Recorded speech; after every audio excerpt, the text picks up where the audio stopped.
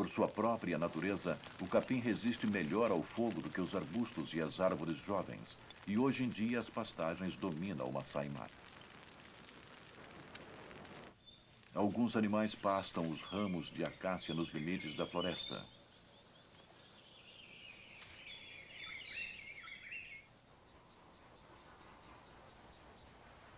O Parque Mara já teve um grande número de rinocerontes negros, mas hoje as cercas reduziram seu número a apenas 30.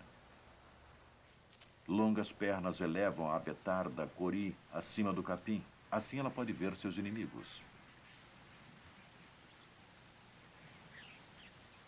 O falcão do brejo patrulha o território e instintivamente a betarda abre sua cauda para esconder o filhote. Este mar de capim com 25 mil quilômetros quadrados sustenta 2,5 milhões de animais, onde 1,5 milhão são gnus.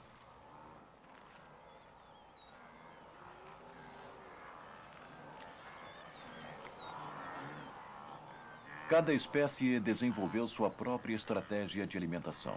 Isto não só reduz a competição, como garante a utilização máxima dos recursos.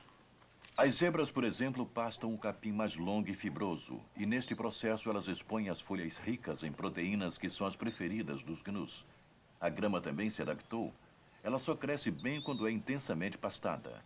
Desta maneira, nesta relação simbiótica, o animal se beneficia da grama e a grama se beneficia do animal. O resultado é um sistema que é conhecido como um dos mais produtivos do mundo. Durante o período da seca, os machos lutam pelo direito de ser o pai da próxima geração. O ciclo de suas vidas é controlado pelas chuvas e sua procriação é planejada de modo que seus filhotes nasçam na mesma época do capim tenro da próxima estação.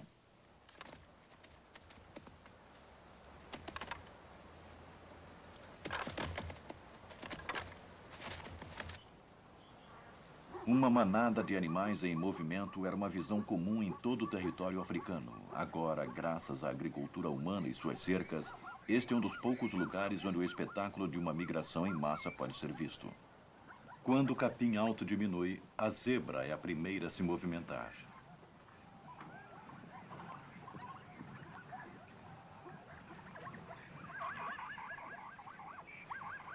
E seguindo as manadas, vai o leão. Antes, eles podiam ser vistos na floresta, mas agora têm a mesma cor do capim seco e podem se camuflar. O rio é uma barreira estendida ao longo das rotas de migração. Não há maneira de evitá-la. E os predadores sabem que a sua melhor chance de matar é aqui, no ponto de travessia.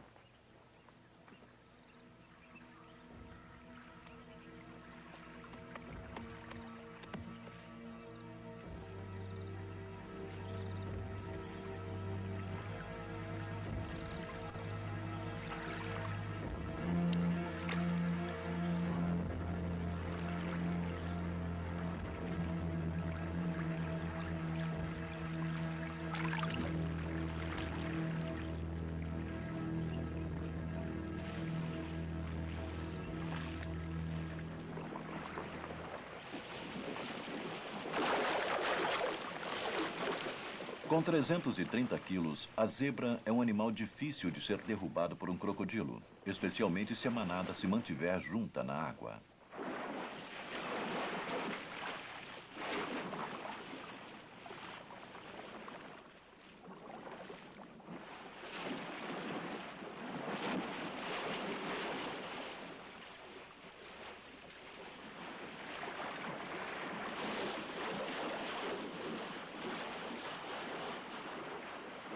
Conforme a manada vai se aproximando da outra margem, a leoa dominante observa.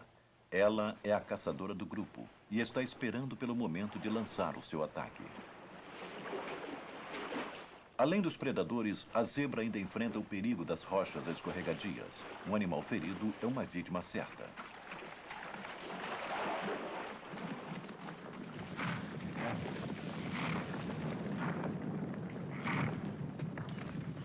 John Vart diz que estas cenas ilustram claramente como os grandes predadores arriscam a vida durante uma caçada.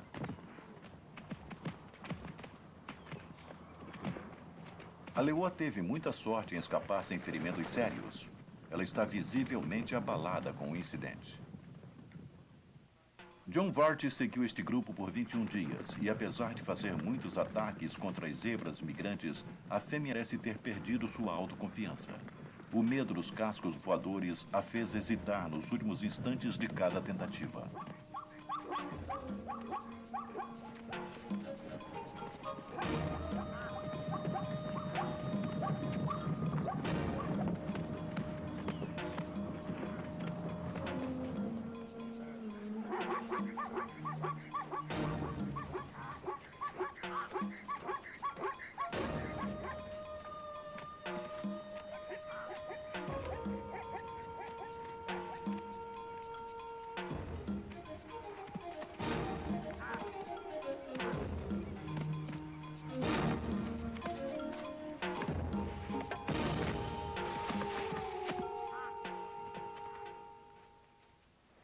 As zebras mostram claramente como os cascos são eficientes como armas. Pode ter sido coincidência, mas há 2 dias vimos um crocodilo morto não muito longe, rio abaixo. Desta vez, a leoa parece desesperada. Algumas outras leoas jovens se juntam a ela, mas elas não têm experiência.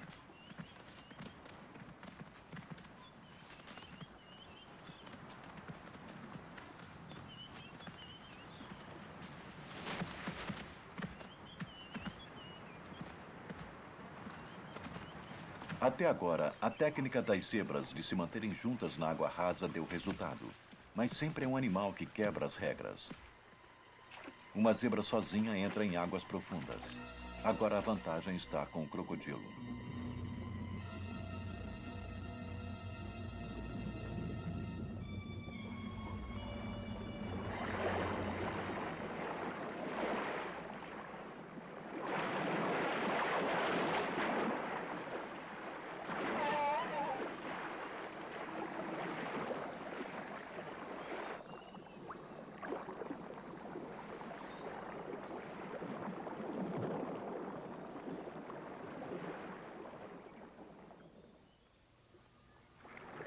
O sucesso do crocodilo divide a manada. O pânico leva esta zebra para águas profundas, onde pode ser atacada por baixo.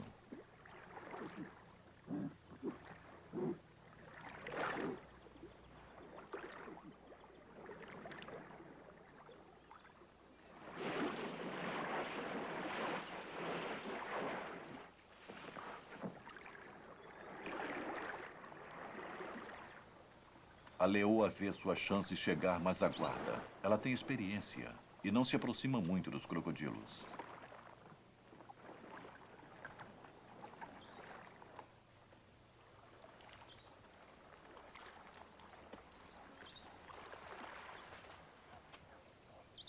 Mas o drama ainda não terminou. Rio abaixo, uma zebra fêmea que foi atacada está morta. Uma das leoas adultas vê uma oportunidade. O risco é grande, mas a recompensa para a leoa desesperada é maior.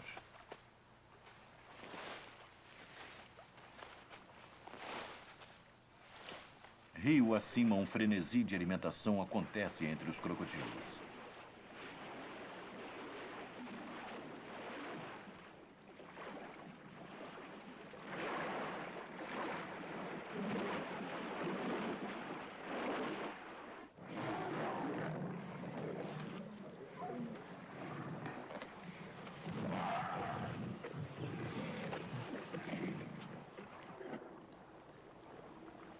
Os crocodilos às vezes são feridos nos banquetes. Este teve a parte de baixo da boca rasgada durante a disputa. Uma jovem zebra não dura muito entre um bando de leões famintos. Mas eles logo terão outras oportunidades. A migração dos gnus está para começar.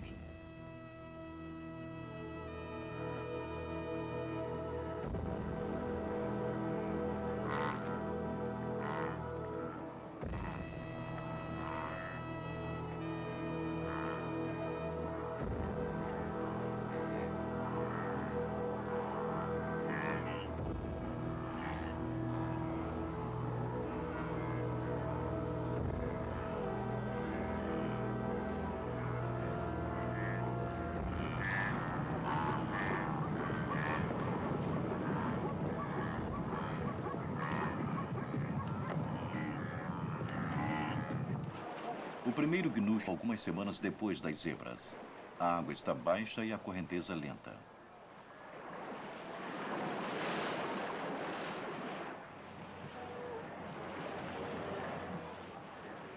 Contudo, a África está sempre mudando. O rio de amanhã não será o mesmo de hoje.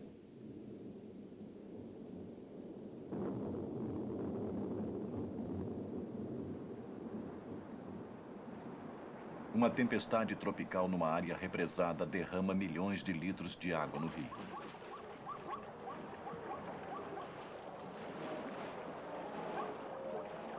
No início faz pouca diferença, mas à noite o rio começa a subir. Agora os últimos a chegar precisam nadar muito mais. A força das águas os afasta do ponto normal de saída.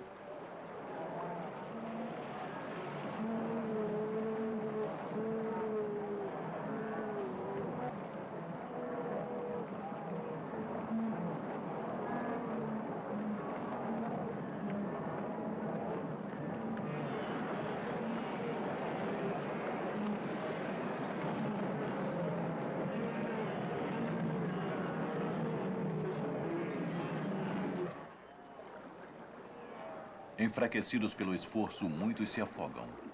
Os crocodilos não precisam mais caçar.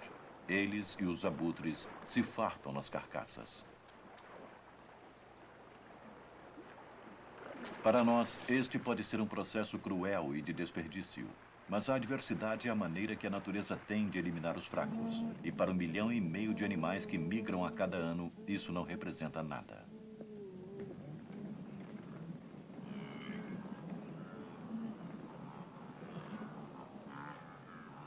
Agora existem milhares de gnus pastando perto do rio. A terrível lembrança do seu quase encontro com a morte já está se apagando e a leoa recupera sua autoconfiança.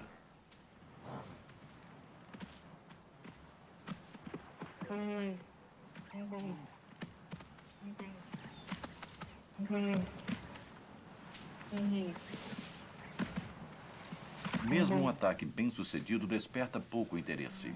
A aceitação da morte parece fazer parte da personalidade da presa.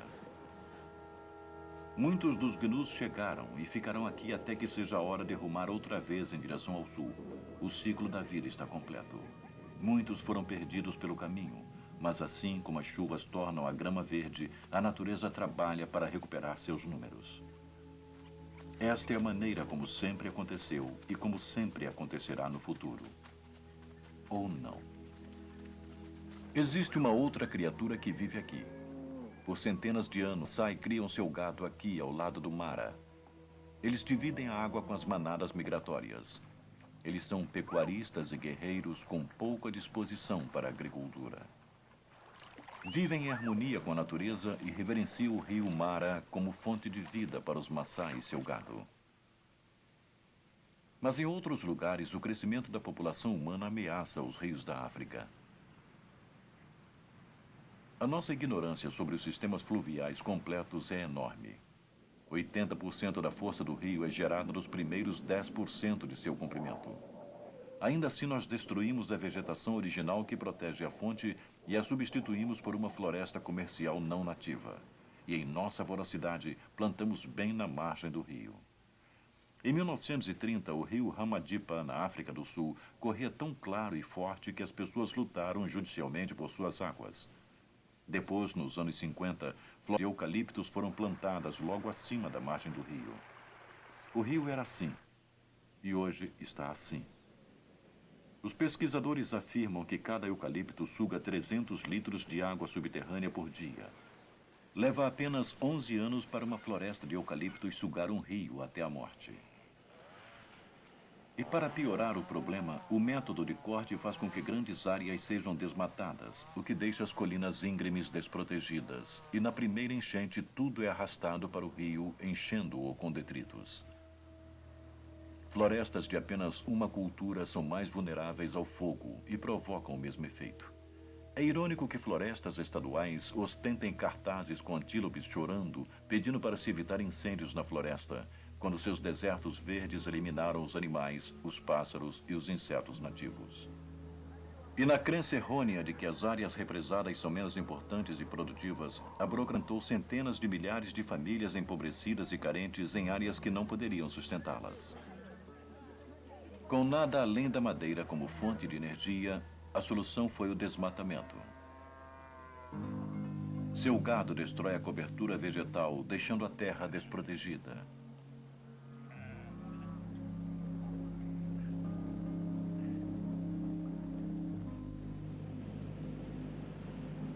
Quando chove, a terra fértil que levou 10.000 anos para se formar é levada em uma só enxurrada. O sedimento que alimenta a vida aquática é arrancado, destruindo a grande diversidade do rio. Quando a enchente termina, deixa atrás de si um sistema totalmente entupido de lama. Este, um dia, foi o grande rio Limpopo.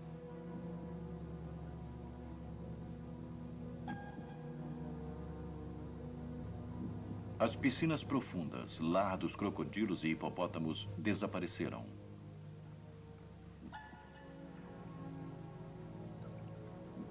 Este hipopótamo, numa poça rasa, tenta desesperadamente molhar sua pele para protegê-la do sol.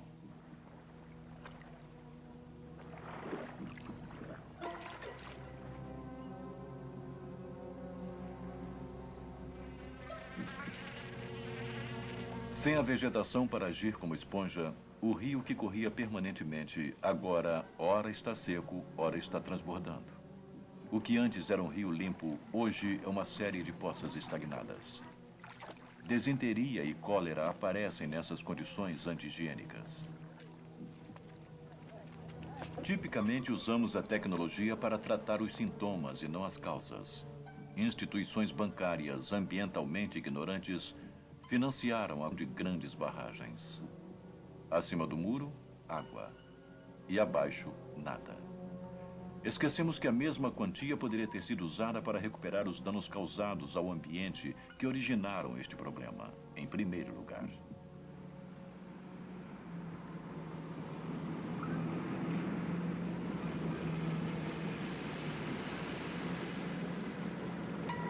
Alguns dos maiores desastres ambientais e financeiros vieram de barragens mal planejadas. No norte do Quênia, o projeto de uma barragem custou quase 300 milhões de dólares. Sua fábrica de peixe congelado nunca chegou a produzir comercialmente, e a barragem destruiu o modo de vida da população local. No sul da África, a represa Zuknor, construída ao custo de 12 milhões de dólares, quebrou quando foi enchida pela primeira vez. Ela depositou 1.800 partes de lama na água do rio, quantidade suficiente para matar toda a vida aquática deste ponto em diante. Uma vez que a água está acumulada numa represa, o potencial de irrigação é óbvio. A terra fica exausta com as monoculturas, madeira, açúcar, cítricos, café, e para mantê-las precisamos travar uma batalha contra a natureza, jogando milhares de litros de pesticidas para poluir o que sobrou dos rios. Hoje, 4/5 de toda a água vai para a agricultura. Mas o desperdício dos métodos usados só admite que 1/3 seja efetivamente aproveitado pelas plantas. Enquanto isso, a população local só tem o rio devastado e nenhuma água limpa para beber. Como o rio nos é dado de graça, nós o profanamos. Ele se tornou um depósito de lixo conveniente. As fábricas derramam seus efluentes nos rios. Uma fábrica africana faturando milhões de dólares pagou sem discutir uma multa de alguns milhares de dólares por paralisar os peixes do rio. Menos de 2% da água do mundo é potável. O certo é que cada vez mais os sistemas vitais da Terra estão começando a falhar. E a falta de água no lugar onde a vida começou vai se tornando um problema cada vez mais crítico. Se quisermos evitar nossa própria extinção, precisamos criar uma nova ética ambiental dentro da próxima geração. Um novo inventário precisa ser feito, considerando a água, o ar e a terra como nossos bens mais preciosos, porque esta é a verdadeira base da vida. Se falharmos, não teremos uma segunda chance. Algumas das maiores belezas da vida vêm da água, e já foi dito que o rio se move como a própria vida.